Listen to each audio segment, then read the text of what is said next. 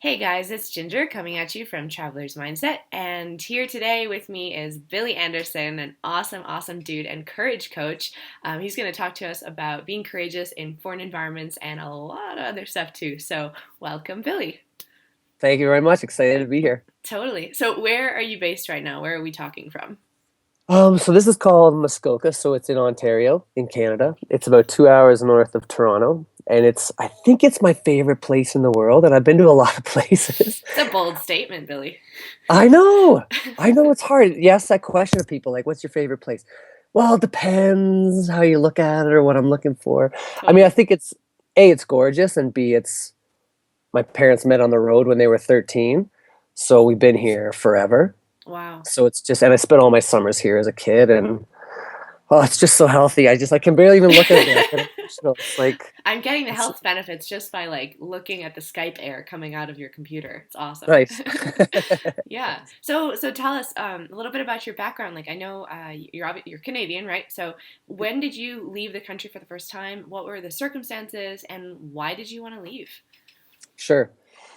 Yeah, so I'll tell you about the first time that mattered because the first time was just like I was a kid and we went down south. Hmm. So it was nice, but so what it mattered was I was 22 and I wanted to do I didn't even want to. My friend wanted to do the backpack around Europe thing, Hmm. and it seemed like a fun thing to do, and I was like, sure. And then he backed out of it, and I said, oh, I'm going anyway.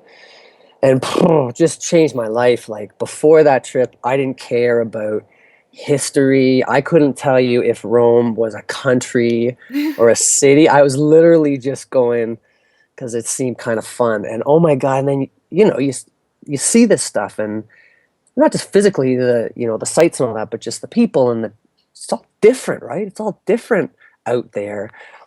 Yeah, it's just exciting, right? It opens your mind. I think you said it on your Facebook today. I saw it. That's what I was gonna say is I really think it makes you a more creative person. And more importantly, and I do a lot of this with coaching, it makes you more of a learner versus a judger. Nice. Totally. And Yeah. we're born judgers, because that kept us alive forever. Always assume the worst, but Hmm. yeah, you just see different ways of doing things, and people are happy with, especially when you go to poor countries. I find you see people are happy with less. Anyway, sorry, I got off track. So that was 2 months backpacking, like typical 20 countries in 2 months kind of Oh thing. wow, that's really It, intense. it was intense. And then I was addicted. So then did a year of university in France, and then I worked in London, England for a year and a half or 2 years, and then Hmm. traveled all through Asia and led volunteer trips and humanitarian trips and built schools. And I was a sugarcane farmer. That was probably my coolest experience. Wow, that's like such a trajectory. I mean, what a okay, so I definitely want to hear more first of all because I don't know your backstory, but how so Yeah, like from that first trip, right? So your eyes were opened, this happens to a lot of people, but how did yeah, you manage to like first of all like get into a French university, get the funding to go back? 'Cause I think those are things that hold a lot of people back. Like do you yeah, speak sure. fluent French? What was the barrier to entry for you there? Sure. This one was pretty unique because it was an exchange Hmm. with the university I was in already. Perfect. So it wasn't, other than the flight, it wasn't going to cost me anything different. Okay. So I still paid my university at home and Hmm. got to go to this one, and then they sent someone in my place. So financially, it wasn't a big deal. Hmm. And then getting in, I was studying business, and so this was an international business school, so everything was taught in English. So Got that it. helped significantly. That helped a lot, and I spoke French decent, but it just wasn't that necessary. Okay. Um, and again, talk about just everything just being different. And I had, of all the classes I took all year, it was fourth year business. I only had one class that had a textbook. Mm, All wow. the rest were case studies or just handouts or, hey, today we're going to talk about this. It was a lot more on the fly. And the one textbook I had was a Canadian professor. Oh, how funny. Yeah, yeah. Super different system then. Yeah, just different way. And whether it's better or not is kind of irrelevant. It just, again, just opens your mind, right? Right. Yeah. Yeah. So from there, then what made you decide that you wanted to like live in Europe again or like live abroad again? And how did you actually go about getting a gig abroad? Sure. Um, yeah, so then I was just hardcore addicted to travel. It And you happens, right? Like it's pretty it normal once it pretty happens. much is like as I'm talking to you, I'm looking at your map behind you and trying to figure out Oh where I yeah. want to go next. Yeah. Um, so then yeah, then the goal was just travel, travel, travel. And I got lucky. My folks moved to London, England. Hmm. I had about 3 months left in university, and I was like, I'm coming. And I Mm. bought a one-way ticket. And it's the only time I bought a one-way ticket, and that alone was really exciting because it's like, who knows when I'm going to come back. Right. Right. Yeah. Um, so I took advantage of that, but it was still pretty easy to do because I had a few friends from the French school that did it from Hmm. Canada as well. And under a certain age, it changes all the time, but at the time it was if you're under 26, you could go for, and you're part of the Commonwealth, Hmm. you Exactly. could go for 2 years. So there's places like that that it's possible. And so I could have done that easily, and I would have without my folks. I would have lived a little more out of the center and Hmm. in a tiny, tiny place. But who cares, right? Right. It's Exactly. just, yeah, it's just deciding, right? It's like so many things in life. Yeah. Self-employment too. It's just deciding. That's what I'm gonna do. Totally. Exactly. Figure it. Yeah. Gotta Nice, figure nice it out. parallel there. Yeah, no Super kidding. true. So then Yeah. for you as like a courage coach now, like where, first of all, like where does courage come into the equation of travel and adventure, especially international travel? And Mhm. like how is being courageous, like how have you had to be courageous basically? Like where were the situations where you kind of were forced to either, do or die, right? Like step it up and be courageous or not have a good experience or, things like that. Sure. So great question. I think the first part of it is just the courage to go, Yeah. or the courage to decide you're going to go and not do necessarily what everybody else is doing, right? Some cultures are more open to having like a gap year or Totally. even just a summer off, and um, otherwise people. So it's having the courage not to go straight or focus constantly on that career, or even if you took a year off, or not a year, even just a month or two. Right. We get so, especially at out of university or college, we get stressed that, oh, I've got to get out, I got to work, I got to work, I got to work. It's like, Right. well, you got 60 years to work. So slow down. And the benefits are tenfold anyway. So I think courage to do it because not everybody does. Totally. And put the career on hold or the car or the house, which you've got your whole life to have. Um, and then in scenarios, yeah, I mean, obviously the courage, especially I'd say the more underdeveloped or poor a country is, um, you often need more courage because things can come up. But actually, that's not true. Even in very developed places, you can still be challenged. I think Mm-hmm. it's just courage to go with your gut. I think you get a real Mm. feeling for your gut, whether do you trust this situation? Does this feel okay? I think Yeah. it's even that much more important when you're traveling. Yeah. Um, and then it's courage. And why I like traveling by myself so much is you meet more people, and so it's the courage to meet people. Mm-hmm. And you could always play it safe. And I started traveling a long time ago before there were laptops, and now when I Wow. Is that possible? How do you, I don't, how? Like it's just not in my mental well it framework. and it, oh, for sure, and in some ways it was so much better Yeah. because Interesting. now my wife and I were on our honeymoon last year in the Galapagos and Machu Picchu, and I'm in my 40s, and we stayed in hostels, so we get a private Right. room, Right. but you're surrounded by these travelers, which is the most fun part. But now everyone sits in the lounge and they're on their laptop. Mm. Whereas when I started traveling, you sit around and you actually talk. Um, so I think Yeah. I think there's courage there. Is it's always not to do what feels easy. So don't just sit there and journal or blog or whatever all the time. Like Yeah. start those conversations with the other people, or even better, outside of the hostel, the hotel, and with the locals, and just kind of force yourself to interact because Mm-hmm. that's where the stories come from. Oh yeah, yeah, and Yeah, everyone loves a great travel story. I mean, that's really oh, what you absolutely. bring back with you when you come home too, right?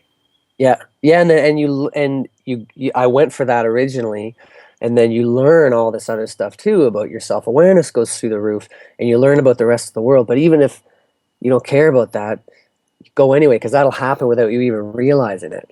And you'll True. be in a conversation, and then oh yeah, well, it depends. You could go here and actually, the Eiffel Tower was built by this person. And you're like, the heck did I learn that? Oh yeah, it was that amazingly fun, crazy trip I did. I Hmm. actually learned stuff. Yeah, totally. Yeah, yeah, yeah. So it's like the learning by doing, the experiential stuff. It's so awesome.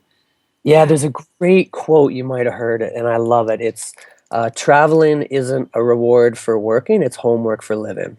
Ooh, wow. No, I haven't heard that one, but I love it. Yeah, I love it, right? It Sweet. totally just gets you excited. Yeah.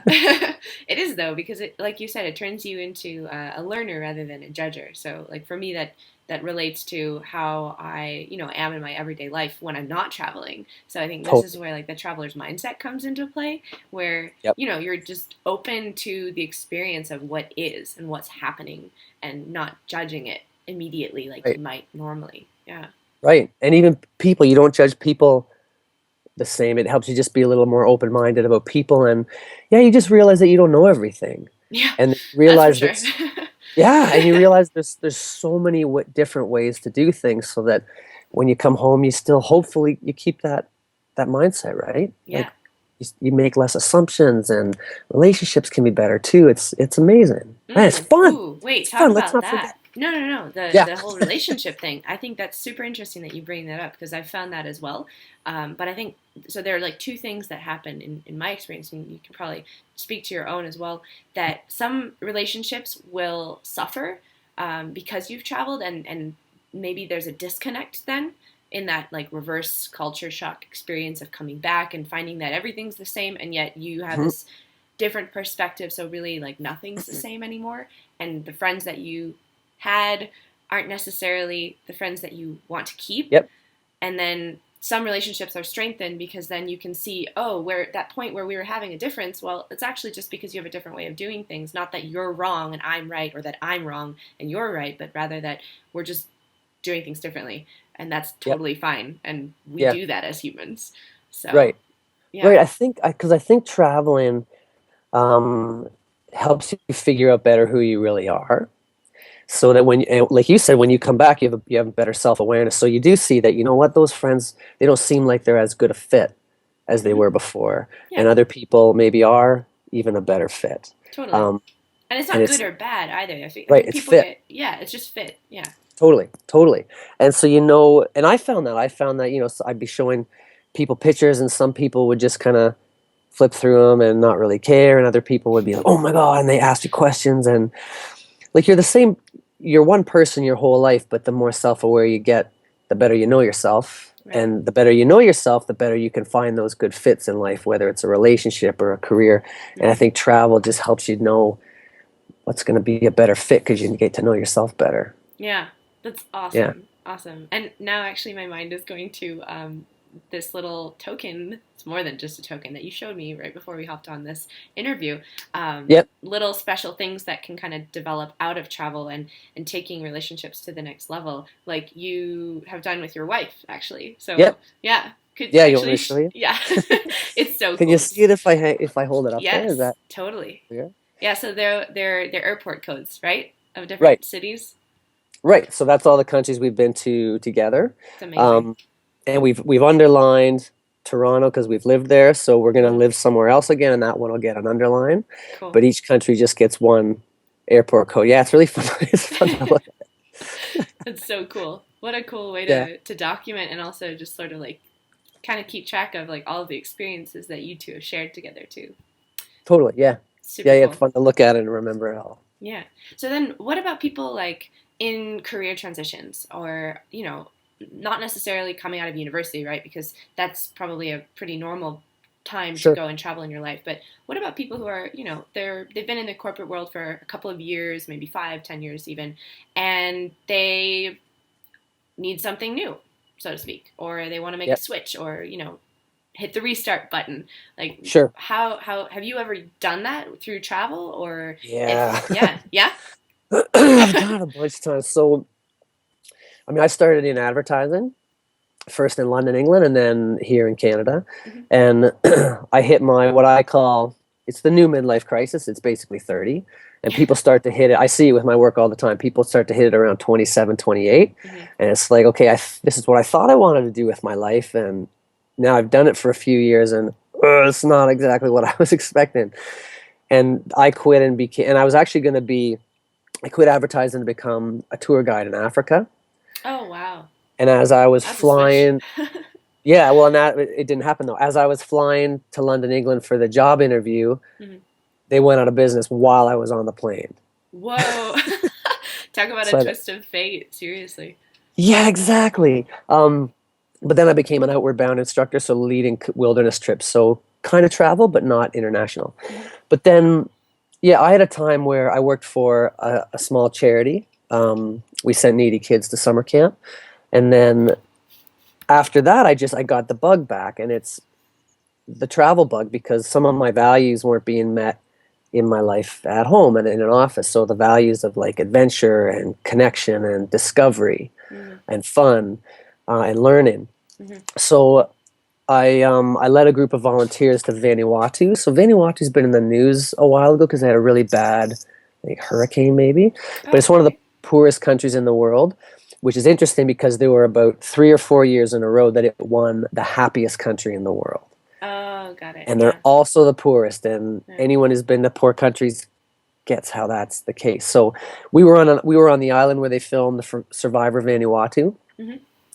Anyway, so that was like a 3 month stint in between my jobs, my career, Yeah. um, and I needed to refill that kind of travel cup Yeah. and the giving back kind of thing. The other thing we have on the inside of our ring is MTWB, which stands for Make the World Better.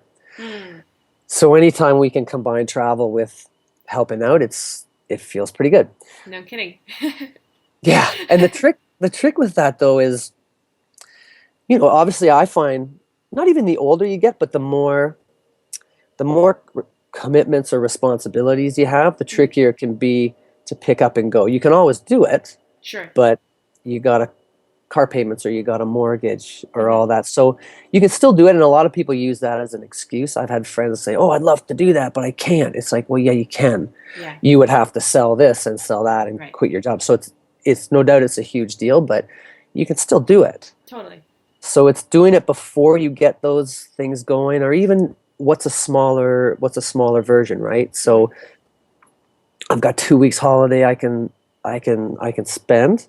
Um, you don't you get those really deep, deep, deep travel experiences on the longer ones. I find Yeah. when you get into poorer places or more different places, but so you got 2 weeks, and so you do an organized tour, and maybe you do a volunteer, Hmm. or you do something that's kind of guided. It still opens your eyes. Oh my God, I think it's still Yeah. totally worth it.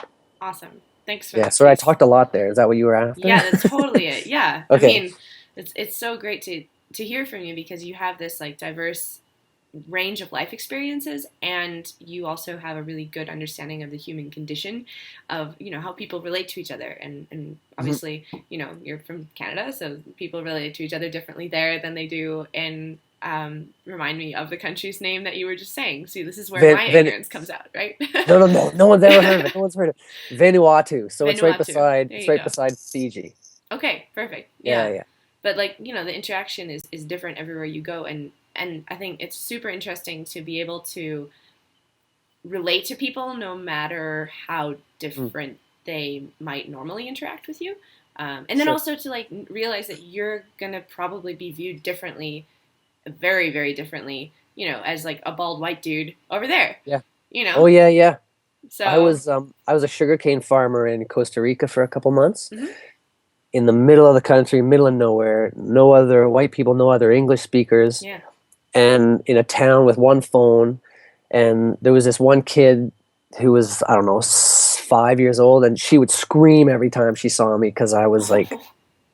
so pale and shaved head, and she'd never seen anything like it.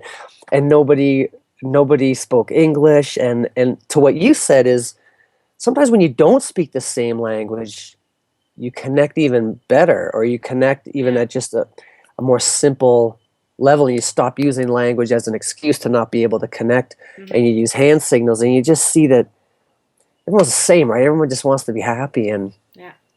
and I've found that everybody wants to be happy and everybody wants to learn. So even in like Vanuatu or other poor places I've been to, um, they all want to learn. Even when in Vanuatu, they knew they would never use it. They're going to be Mm. farmers. They're going to be fishermen, fisherwomen. Hmm. but they still just wanted to learn. Yeah. I think there's a real strive to learn, Yeah. Yeah, it's that which is kind of neat. curiosity, that spark that's there. I think that's like just the human spirit, right? Like Yeah, I think always so. expanding, like always curious. It's great. Yeah, yeah, I think so. And that's the thing with traveling is you don't have to think about being curious or even think about learning. You're just bombarded with it Yeah. Yeah, you can't really constantly. escape Just it. no, you just kind of can just sit around and look around and Yeah, see how different it is. totally. So then what would be a piece of advice that you'd give someone who's kind of on the edge, like they haven't really yet made the leap into international travel, but they've done, some traveling around their own country, whether that's the States or Canada or somewhere else, and they're afraid, right? So I'm kind of Sure. asking you to put on your courage coach cap Yeah, for yeah, a sure. second or two. Like what would you say to someone who's a little afraid, and they might not be afraid of the differences, they might be afraid of like, how do I find the money, how do I find the time, I'm afraid to like take time away from my life or whatever it is. Like what would you say to that person? Yeah, so my book is called Your Comfort Zone is Killing You. And so everything I do is about getting out of your comfort zone. But the Yeah. thing is, you get out of your comfort zone, but if you go too far, you're in your panic zone. Right. And you don't want to go too far, and that's different for everyone. So what I'd say is, it's always about baby steps. Um, and if you've never been out of the country and even just going, I don't know, going somewhere like, the next closest country to a resort is out of your comfort zone, then it's a step. And it's not all about, going straight to India or Africa your first time because it's, you talk about culture shock, right? So I'd say two things. So one is finding something that feels a bit out of your comfort zone, but not crazy. Because if it's way out, you'll just keep putting it off. Right. So a little bit out of your comfort zone, it's all going to be a win. It's all going to be amazing experience. Yeah. And the next best thing for sure is, and this is not just with travel, but with life careers in general too, is talk to people that have done it Totally. and talk to people that have done it recently. Um, and then you just realize, well, you get amazing, amazing tips, even just what to pack and how to pack, but where to go. And that's what I did. And I had no clue because it's like, I'm going to go across the ocean? Like, what? So I talked to a bunch of people that had done it in the last couple years, and you just get such amazing tips, and your comfort level just goes up, and then maybe you're willing to push yourself even a little bit more. Yeah. But if it feels like a push, it counts. Hmm. Even if everyone else is going to Timbuktu or Antarctica, doesn't matter. Yeah. If you go in somewhere even a little bit closer but still international, kind of freaks you out, it counts. Yeah. I love it. So like those baby steps come. Okay, cool. Yeah. Sweet. Yeah, yeah. Baby steps are fine. So everybody, the Beatles, like everybody, it's baby steps always. Yeah.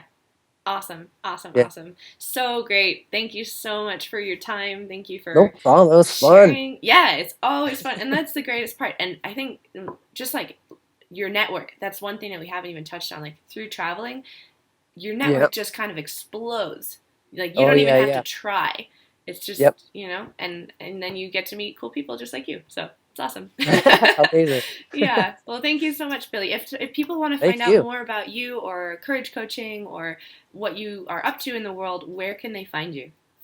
Sure. So my website is couragecrusade.com, or on Facebook you can search for the Courage Crusade.